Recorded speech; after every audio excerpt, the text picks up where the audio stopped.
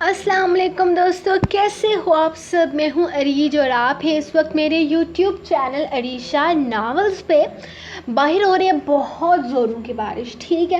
میں ریکارڈنگ سے پہلے جا کے برآمدے میں بیٹھی تھی کہ میں نے باہر بیٹھ کے ریکارڈنگ کرنی ہے، کیونکہ اندر پنکھے تو چل رہے ہیں لیکن گرمی لگ رہی ہے۔ پھر بھی آپ کو پتہ ہے وہ ہو جاتی ہے نا بارش کے ٹائم پہ، تو اندر بہت زیادہ گرمی ہے۔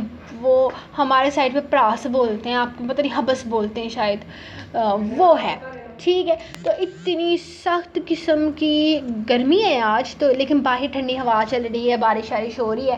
تو میں نے کیا کیا کہ میں اپنی کرسی لگا کر نا، ایک کرسی میں نے سامنے رکھی ہے، ایک پہ میں بیٹھی ہوں، میں نے دوسری والی پہ رکھی ہیں ٹانگیں اپنی، سکون سے میں نے بیٹھ کے ریکارڈنگ کرنی ہے۔ پھر کیا ہوا کہ بارش تیز ہوئی، اتنی تیز ہوئی کہ میں 1 منٹ میں پوری سج کھل گئی۔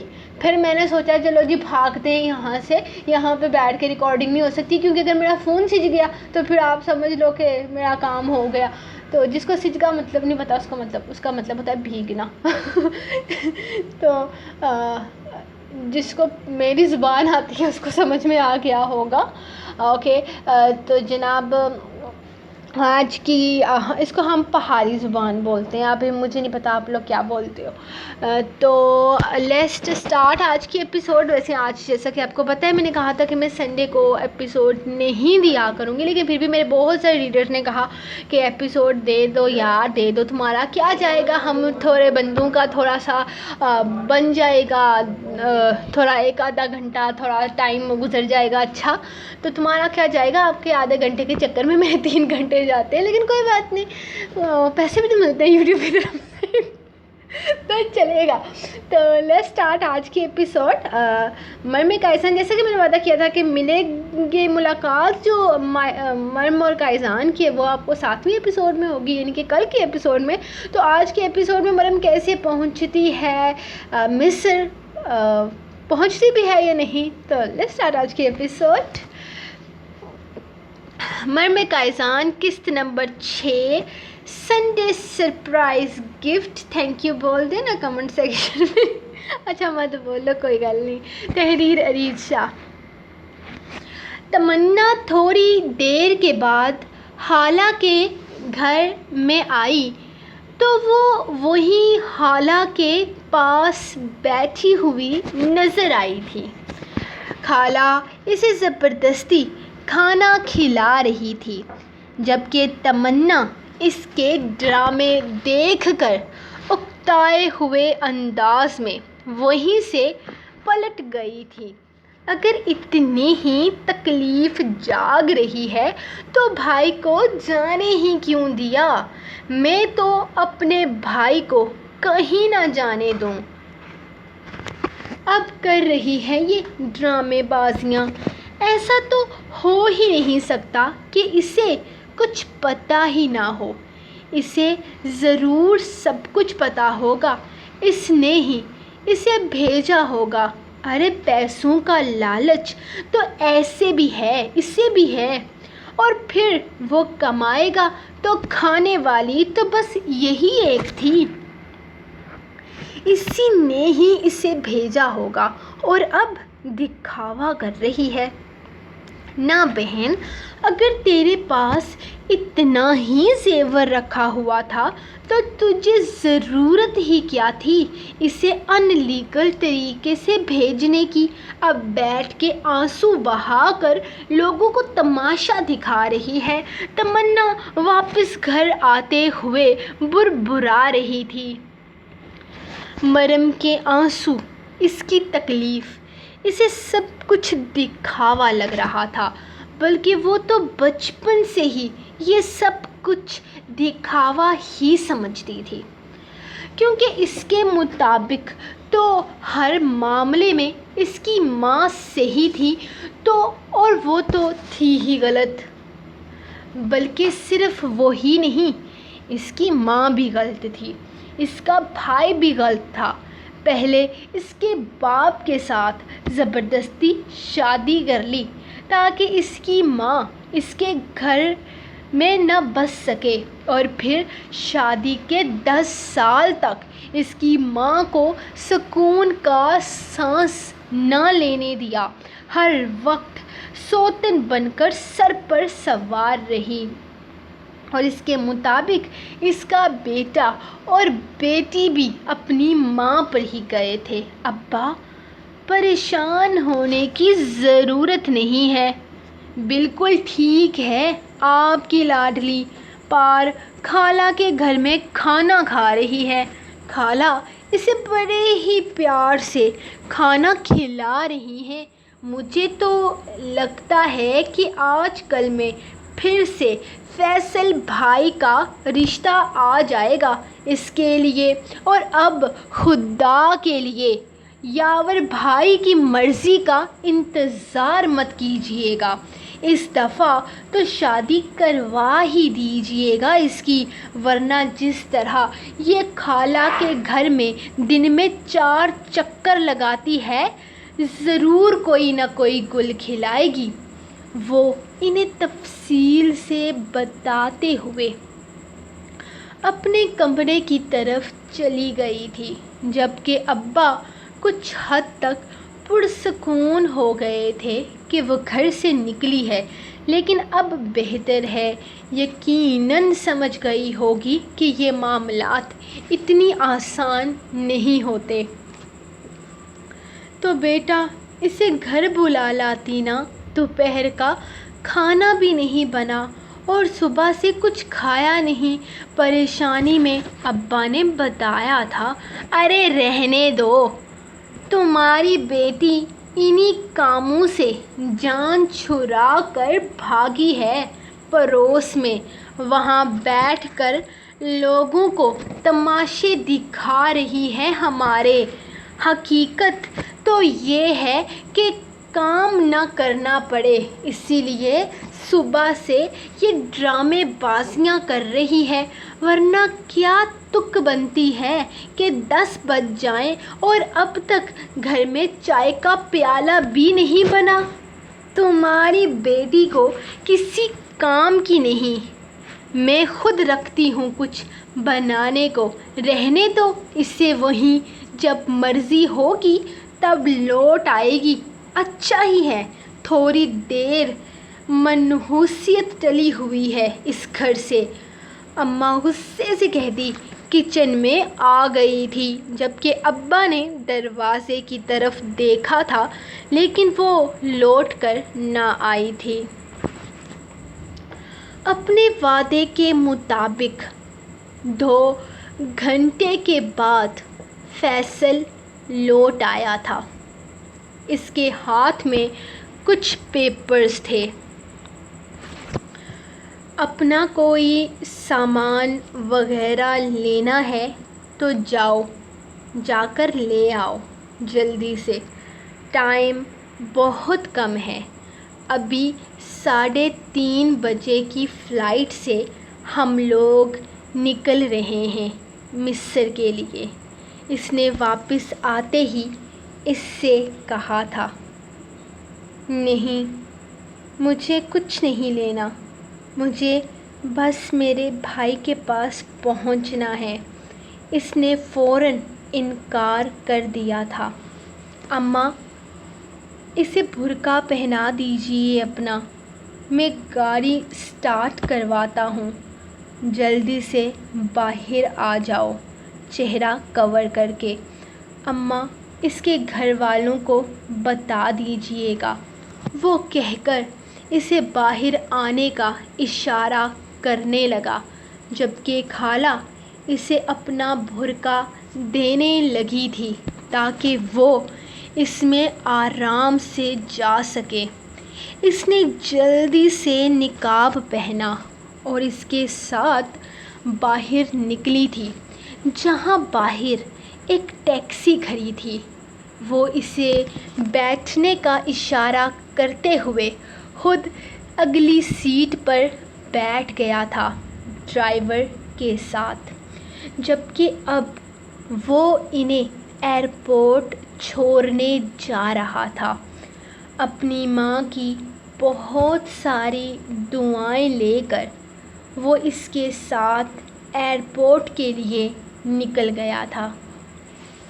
हाला का इरादा था اس کے گھر والوں کو جا کر بتانے کا کہ وہ مصر کے لیے روانہ ہونے والی ہے، لیکن پھر یہ سوچ کر چپ ہو گئی کہ اس کی فیملی نے صبح سے ایک بار بھی اس کے بارے میں پتہ نہیں کیا، تو انہیں بتا کر وہ کیا ہی کر لیں گی۔ کون سا ان لوگوں کو اس کی یا اس کے بھائی کی کوئی پرواہ تھی؟ وہ لوگ تو ویسے بھی ان سے جان ہی چھڑاتے تھے، اب تو وہ خود ہی چلی گئی تھی۔ وہ بس دعا کر رہی تھی کہ اس کا بھائی اسے صحیح سلامت مل جائے، باقی انہیں اپنے بیٹے پر اعتبار تھا۔ وہ محبت کرتا تھا مریم سے، اسے اپنے نکاح میں شامل کرنا چاہتا تھا، اور انہیں یقین تھا کہ وہ اپنی محبت کے اس امتحان میں پاس ضرور ہوگا۔ وہ اسے اس قید سے رہائی دلوا کر یقیناً واپس لے آئے گا اور اسے اپنے اور مریم کے نکاح میں شامل کرے گا۔ دروازہ بند کرتے ہوئے انہوں نے ان دونوں کے لیے ہزاروں دعائیں مانگی تھیں کہ وہ صحیح سلامت لوٹ کر آ جائیں، کیونکہ نہ چاہتے ہوئے بھی وہ اپنے لخت جگر کو خطرے میں بھیج رہی تھی۔ کیا کیا ہے تم نے ریاض کے ساتھ قائزان؟ جواب دو مجھے، میں پوچھنا چاہتا ہوں، کیا کیا ہے تم نے اس کے ساتھ؟ کیا تم نے اسے مار ڈالا؟ کیا تم نے اس کو؟ ہاں، میں نے اسے مار ڈالا، اور اس کو مار کر اس کے چھوٹے چھوٹے پیس کر کے اپنے ڈبلیو کو میں نے ایک شاندار دعوت دی ہے۔ وہ بہت خوش ہے۔ آج تمہارے بھائی کا گوشت اسے کافی پسند آیا ہے، لیکن افسوس یار، تمہارا بھائی جاسوسی نہیں کر سکا۔ پہلے اسے ٹھیک سے ٹرینڈ کرتے، اسے بتاتے کہ وہ کہاں جا رہا ہے، تم نے تو ایسے ہی اٹھا کر بھیج دیا اپنے بھائی کو۔ اب یہاں اس طرح سے تو ہوتا نہیں ہے نا؟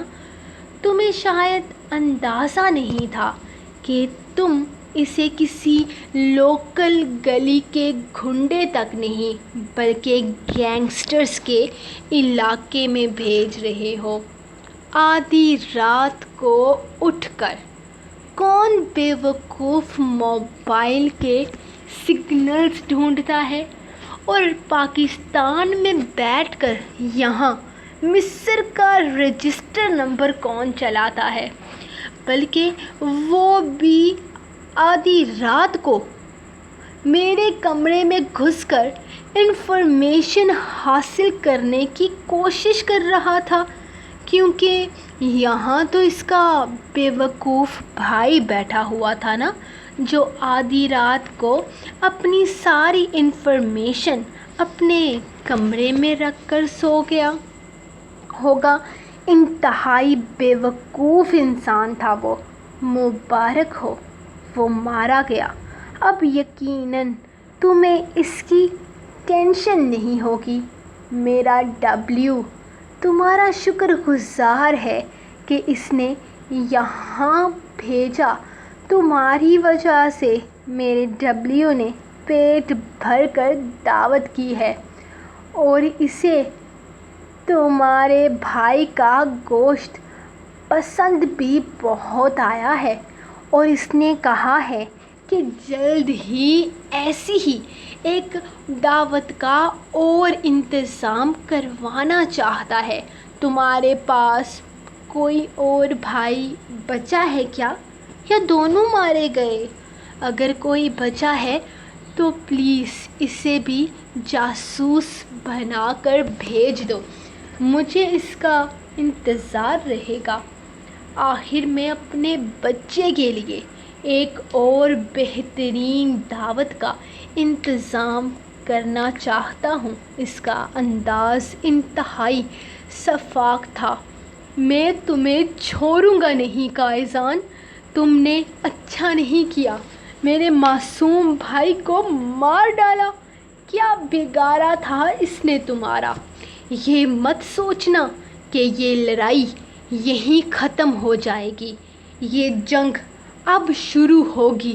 تمہیں یہ غلط فہمی ہے نا کہ کوئی تمہارا مقابلہ نہیں کر سکتا، تو یاد رکھنا وہ دن دور نہیں جب تم خود مجھ سے معافی مانگو گے۔ تم رو گے، میرے سامنے گر گراؤ گے، لیکن تمہیں معافی نہیں ملے گی۔ جس طرح تم نے مجھ سے میرا سب سے عزیز رشتہ چھین لیا، اسی طرح میں تم سے تمہارا سب سے عزیز رشتہ چھین لوں گا۔ یاد رکھنا قائزان کاظمی، وہ دن دور نہیں، بہت جلد میں تمہیں وہ دن دکھاؤں گا۔ وہ غصے سے کہتا فون بند کر چکا تھا، کیونکہ دوسری طرف سے قائزان کاظمی کے کہکے نے اسے مزید سلگا کر رکھ دیا تھا۔ اس دنیا میں وہ ہستی بنی ہی نہیں جو قائزان کاظمی کی کمزوری بن جائے۔ کوئی نہیں ہے اتنا عزیز جس کے لیے مجھے کسی کے سامنے رونا پڑے، گر گرانا پڑے، تڑپنا پڑے۔ میں قائزان کاظمی ہوں، اور یہ دل اتنا کمزور نہیں کہ کسی کے لیے تڑپے، یا ان آنکھوں میں کسی کی چاہت نہیں کہ کسی کے لیے آنسو بہائیں۔ تمہارے خواب خواب ہی رہ جائیں گے رمیز، اور مجھے اس بات کا افسوس ہے، کیونکہ تم ساری زندگی صرف قائزان کاظمی کی کمزوری ڈھونڈتے رہ جاؤ گے، اور اس تلاش میں تمہارا بدلہ ادھورا رہ جائے گا۔ آپ کا نام کیا ہے؟ وہ لڑکی کاؤنٹر پر کھڑی پاسپورٹ چیک کر رہی تھی۔ میرا نام طیب ابرار ہے، اور یہ میری بیوی ہے، گونگی ہے، بول نہیں سکتی۔ اس کا نام حنا ہے۔ حنا، نقاب اٹھا کر اپنا چہرہ دکھا دو باجی کو۔ وہ عجیب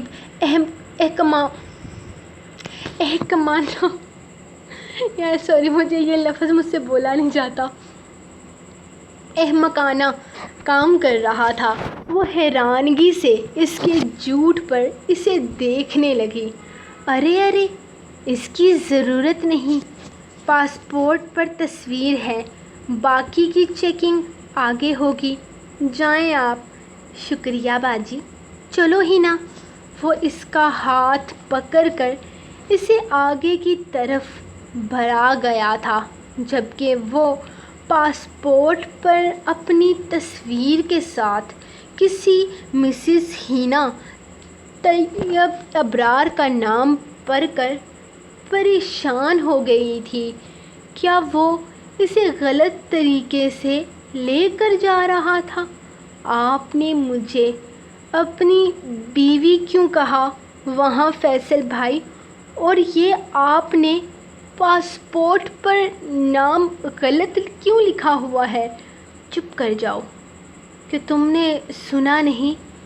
میں نے کہا کہ تم گونگی ہو، اور گونگے لوگ کچھ بول نہیں سکتے۔ کیا کہا تھا تم سے؟ جو میں کہوں گا اسی پر حامی بڑھتی جانا۔ تمہیں کچھ بھی بولنے کی یا کرنے کی ضرورت نہیں ہے۔ تمہیں کیا لگتا ہے 2 گھنٹے میں کیا اتنی آسانی سے کام ہو جاتا ہے؟ ہر کام میں بہت پاپڑ بیلنے پڑتے ہیں۔ اب چپ کرو اور خاموشی سے میرے ساتھ چلو، بنا کچھ بھی بولے۔ وہ اسے سمجھاتے ہوئے اگلے کاؤنٹر کی طرف بڑھ آیا تھا اور وہ اسے چپ رہنے کا اشارہ کر دیا تھا، جبکہ وہ بھی غلط طریقے سے جا رہی تھی۔ یہ سوچ ہی اسے گھبراہٹ میں مبتلا کر گئی تھی۔ رمیز اس کا بہت بڑا دشمن تھا، جس کا تعلق پاکستان سے تھا۔ وہ مصر پر حکومت کرنا چاہتا تھا، لیکن کامیابی کبھی بھی اس کا مقدر نہ بن سکی تھی۔ وہ تقریباً 5 سال سے اس کے پیچھے پڑا ہوا تھا۔ کہیں جاسوس وہ یہاں اس کی جاسوسی کے لیے بھیج چکا تھا، اور انہی میں سے 3 سال پہلے اس نے اپنے بھائی کو بھی بھیجا تھا، جو اس کے ہاتھوں مارا گیا تھا، اور اب 3 سال بعد اس نے اپنے دوسرے بھائی کو بھی بھیج دیا یہاں مرنے کے لیے۔ وہ ریاض کو دیکھتے ہی سمجھ گیا تھا کہ وہ کون ہے۔ بے شک پاکستان میں موجود اس کے ایک کرائم پارٹنر نے اسے یہاں کوئی اور کہانی بنا کر بھیجا تھا، لیکن شاید اب اس کا بھی وقت آ گیا تھا اس کے انجام تک پہنچنے کا، ورنہ قائصان کاظمی کے ساتھ وہ غلط بیانی کر کے سکون سے کیسے بیٹھ سکتا تھا؟ لیکن اگر اسے کچھ سمجھ نہیں آ رہا تھا تو وہ تھا یاور حبیب کا کردار۔ یہ انسان کیسے اس تک پہنچا تھا، کیسے وہ اس کے سامنے کہانی بنا رہا تھا، کیسے وہ اسے پکڑ نہیں پا رہا تھا؟ کون تھا وہ؟ کہاں سے آیا تھا؟ کس نے بھیجا تھا اس کو؟ وہ کچھ بھی نہیں پتہ لگا پا رہا تھا، لیکن اسے یقین تھا کہ اس کے لوگ بھی جلد اس کا پتہ کر کے یہاں پہنچ جائیں گے، اور پھر کیا ہوگا وہ بہت اچھے طریقے سے جانتا تھا۔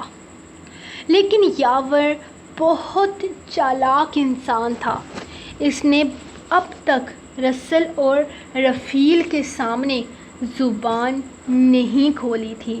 اس وقت وہ بہت معصومیت سے ہر چیز سے انکار کر رہا تھا، جیسے وہ کچھ جانتا ہی نہیں، لیکن وہ سب کچھ جانتا تھا، اور اس کی زبان کھلانے کے لیے صرف اس کی کمزوری پر حملہ کرنا تھا۔ اگر گھی سیدھی انگلی سے نہ نکلے تو ٹیڑھی ہی صحیح۔ وہ یہ تو سمجھ گیا تھا کہ اسے یہاں بھیجنے والا رمیز نہیں ہے، بلکہ کوئی اور اس کا دشمن اٹھا ہے، جو اس تک لوگوں کو پہنچانے کی کوشش کر رہا ہے۔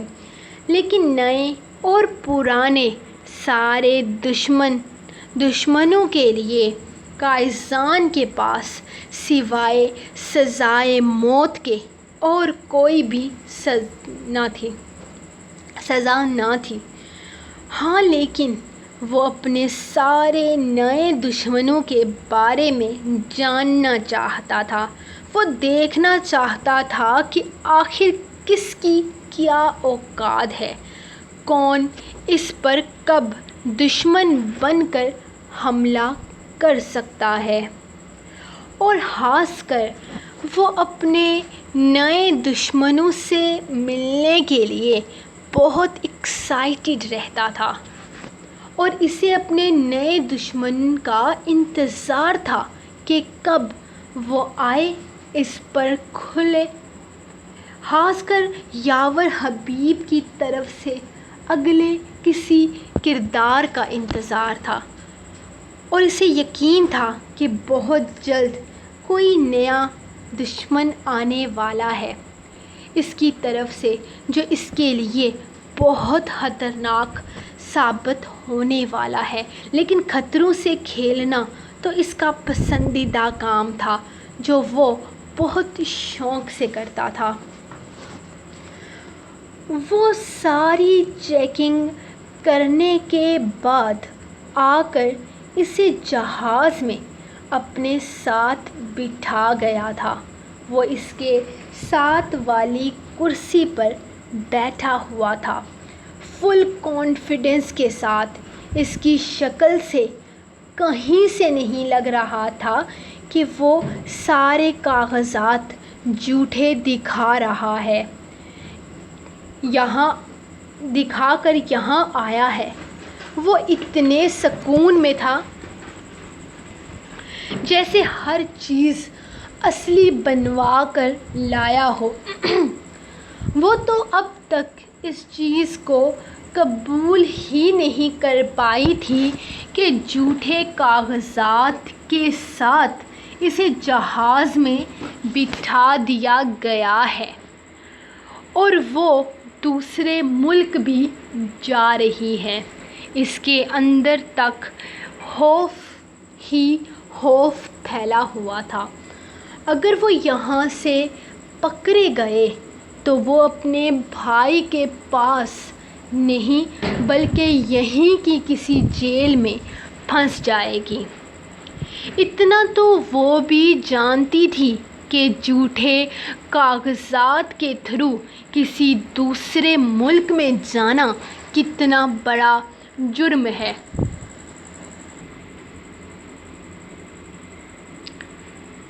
وہ بہت برے طریقے سے پھنس سکتی تھی، اور وہ بھی ایک دو دن کے لیے نہیں بلکہ کئی سالوں کے لیے۔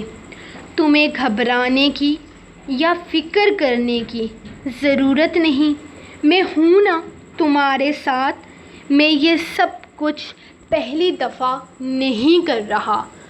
سمجھ سکتا ہوں تم یہ سب کچھ پہلی دفعہ کر رہی ہو تو ڈر لگ رہا ہوگا، لیکن میں ہوں نا تمہارے ساتھ۔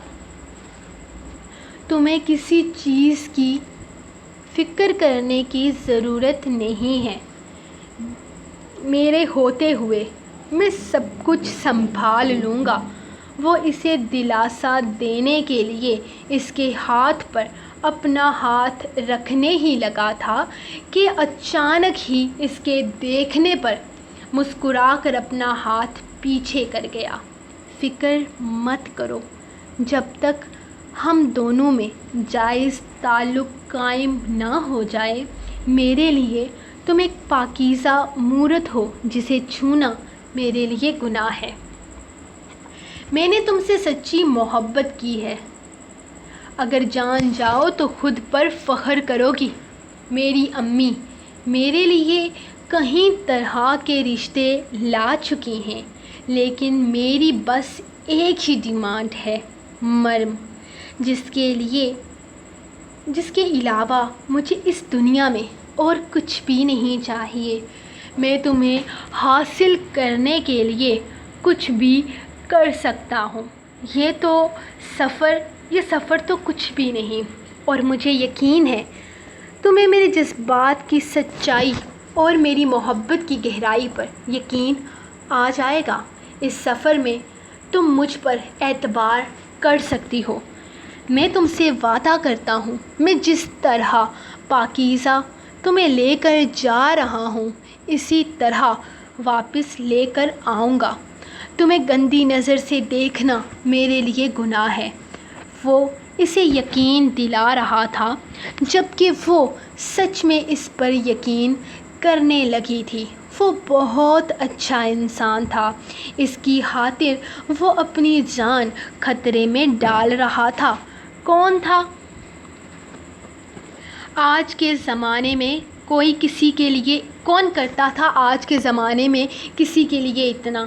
اور میں آپ سے وعدہ کرتی ہوں کہ جب آپ بھائی کے سامنے میرا رشتہ مانگیں گے نا تو میں خود ان سے کہوں گی کہ میں آپ سے شادی کے لیے تیار ہوں۔